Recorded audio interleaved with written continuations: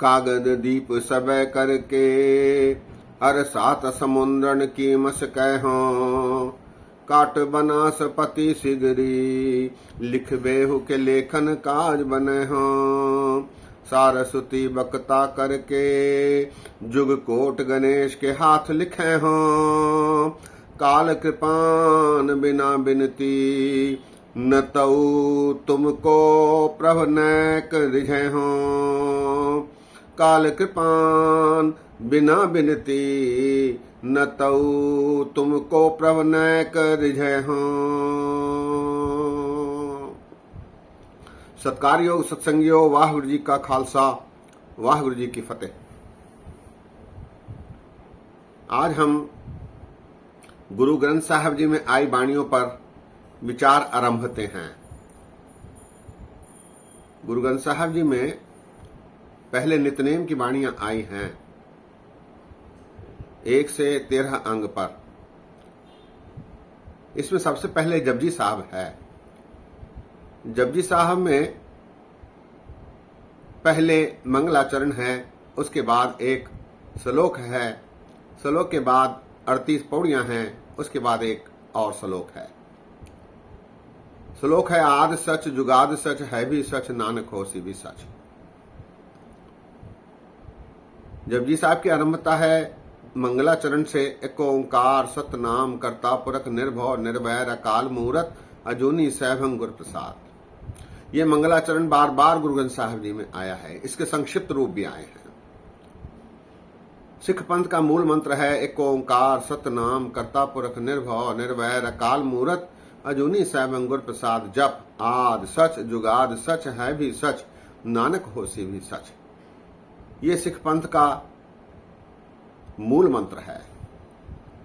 कुछ लोग भूलवश इसे गुरप्रसाद तक मानते हैं, जो कि सही नहीं। सचखंड में आज भी नानक होसी भी सच तक मूल मंत्र पढ़ा जाता है। इसमें जो पहला श्लोक आया है आद सच जुगाद सच है भी सच नानक होसी भी सच, इसके बाद 38 पौड़ियां हैं और अंत में एक श्लोक है जो गुरु ग्रंथ साहब जी में 2 बार आया है। एक बार जपजी साहब के बाद और दूसरी बार माझ की वार में 21वीं पौड़ी के पहले गुरु अंगद देव जी के नाम से ये श्लोक आया है। ये श्लोक एक ही हैं, इनमें से थोड़ा सा अंतर है, वरना ये दोनों श्लोक एक ही हैं। इस प्रकार जपजी साहब के बाद शाम में पढ़ी जाने वाली वाणी आई है सोदर। सोदर राग आसा महला पहला। ये जो सोदर वाणी है ये गुरु ग्रंथ साहब जी में 3 बार आई है। जपजी साहब में, शाम में पढ़ी जाने वाली वाणी में और आशा राग में जो वाणियां आई हैं उसमें 347 अंग पर यह वाणी दर्ज है। इस प्रकार ये 3 बार, ये एक ही वाणी ऐसी है जो 3 बार श्री गुरु ग्रंथ साहब जी में आई है।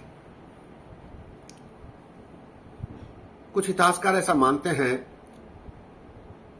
कि शाम में जो पढ़ी जाने वाली वाणियां गुरु ग्रंथ साहब जी में है उसमें 100 पुरख की वाणी गुरु गोविंद सिंह जी ने चढ़ाई है, क्योंकि ऐसा माना जाता है कि करतारपुर वाली बीड़ में ये वाणी नहीं है और करतारपुर वाली बीड़ को भाई गुरदास जी द्वारा रचा गया, गुरु अर्जन देव जी ने इसे लिखवाया, ऐसा माना जाता है। लेकिन इसकी पुष्टि नहीं हो पाती, इसीलिए ये कहना मुश्किल है कि इस वाणी को गुरु गोविंद सिंह जी ने चढ़ाया है या नहीं। इस प्रकार शाम में पढ़ी जाने वाली वाणियां हैं। इसके बाद रात में सोने के पहले पढ़ी जाने वाली वाणी है सोहला। सोहला सिरलेख से ये वाणी आई है। सोहला सिरलेख से इस वाणी में 5 शब्द हैं। पंथ ने इसमें फिर और शब्द जोड़े हैं।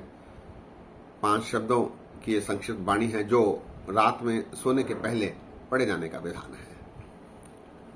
इस प्रकार नित्यनेम की वाणियां गुरु ग्रंथ साहब जी में आई हैं,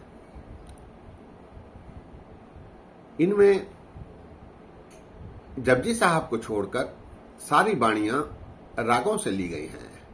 रागों में जो बाणियां आई हैं उनमें से चुनकर नित्यनेम के लिए रखी गई हैं। सोदर, सोपुरख और सोहला के सारे शब्द केवल जपजी साहब रागों में नहीं हैं, ये एक ही जगह है।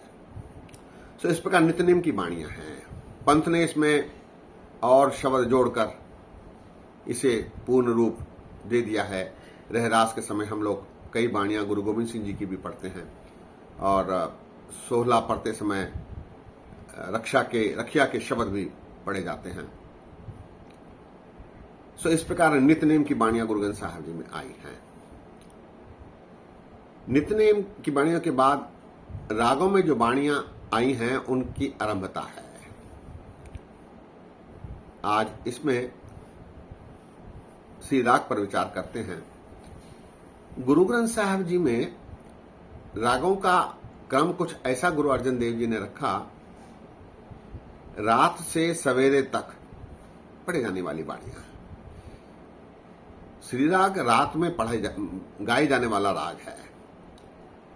श्री राग रात के समय गाया जाता है, इसके गायन का समय रात है। ऐसा माना जाता है कि जीवन को गुरमत में रात्रि रूप में माना गया है। रात्रि रूपी जीवन है। अंधकार में, ज्ञान के अंधकार में मनुष्य गहरी नींद में सो रहा है। तू प्राणी तू आया लाहा लैन, लगा किते को फकड़े सब मुगदी चली रैन। ऐसा गुरु अर्जन देव जी दर्शाते हैं। अर्थात ये रात्रि रूपी जीवन है, इसमें तू अज्ञानता के अंधेरे में भटक रहा है, सो रहा है गहरी निद्रा में, तो इसे उठाना है, इसे जगाना है। इसीलिए श्री राग पहले रखा गया है, ऐसा माना जाता है। कुछ इतिहासकार ऐसा मानते हैं। कुछ तर्क ये भी दिया जाता है कि रात में पढ़े जाने वाले, शाम के समय पढ़े जाने वाले कई राग हैं, इनमें श्री राग को क्यों चुना गया? रागन में श्री राग पारस प्रधान है, ऐसा भाई गुरदास जी ने भी कहा है। उसका अर्थ यह है कि श्री राग ऊंची आवाज में गाए जाने वाला राग है। इसकी पुष्टि हमें कबीरदास जी के एक शब्द से मिलती है, जिसमें उन्होंने सिरलेख में लिखा है, एक स्वान के घर गावना। एक स्वान के घर गावना। स्वान कहते कुत्ते को। कुत्ता बहुत ऊंची आवाज में भौंकता है। इसी प्रकार श्री राग भी बहुत ऊंची आवाज में गाया जाता है। चूंकि मनुष्य ज्ञान के अंधकार में गहरी नींद में सो रहा है, इसीलिए उसे जगाने के लिए ऊंची आवाज की आवश्यकता होती है।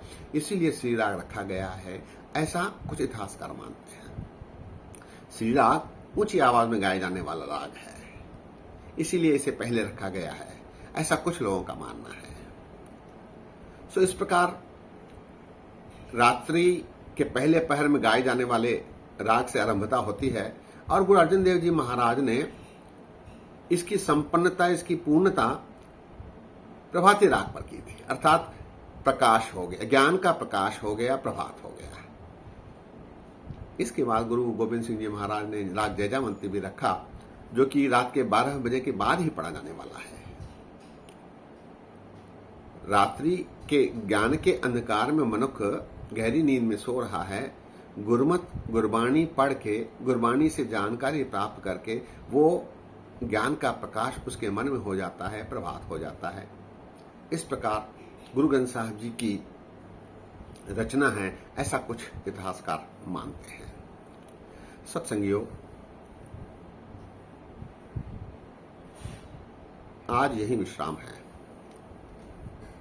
कल रागों में जो बाणियां आई हैं उनकी 72 आदि के बारे में विस्तार से चर्चा करेंगे। इतने वचन प्रवान करो। अनेक गलतियां हुई हैं, दास को अनजान जानकर क्षमा बख्शो। फतेह सांझी करो। वाहिगुरु जी का खालसा, वाहिगुरु जी की फतेह।